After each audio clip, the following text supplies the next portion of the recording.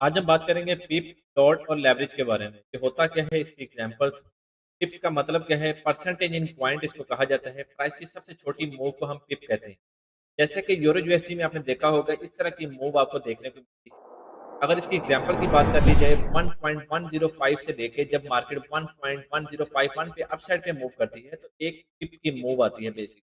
और इसी तरह से अगर हम सिंपल मशीनिंग टूल इसको समझें, जो कि हमारे पास चार्ट पे अवेलेबल होता है पिप्स को कैलकुलेट करने के लिए।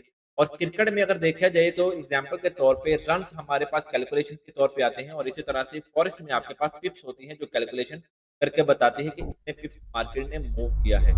और लोड की बात कर ली जाए, तो लोड में आपने देखा होगा आपके पास कितना साइज़ होना चाहिए, पैसा कितना है जितना आप लगाना चाह रहे हैं। फॉर एग्ज़ाम्पल आपने ट्रेड करनी है 100 की, आप उस पे 100 के बजाय 1000 लगाना चाह रहे हैं, वो आप पे डिपेंड करता है कि आप लॉट साइज़ कितना सिलेक्ट कर रहे हैं।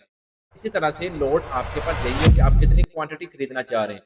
इसी तरह से स्टैंडर्ड लॉट में कितने यूनिट्स होते हैं, 1 लाख यूनिट्स होते हैं। मिनी लॉट में आपके पास 10,000 यूनिट्स और माइक्रो लॉट में आपके पास 1000 यूनिट्स।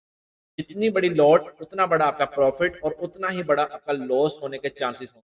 सबसे पहले इसकी एग्जांपल की बात कर ली जाए, अगर यूरो यूएसडी में आपने एक पिप मूव लिया है और आपकी स्टैंडर्ड लॉट में कितना प्रॉफिट होगा, मिनी लॉट में और माइक्रो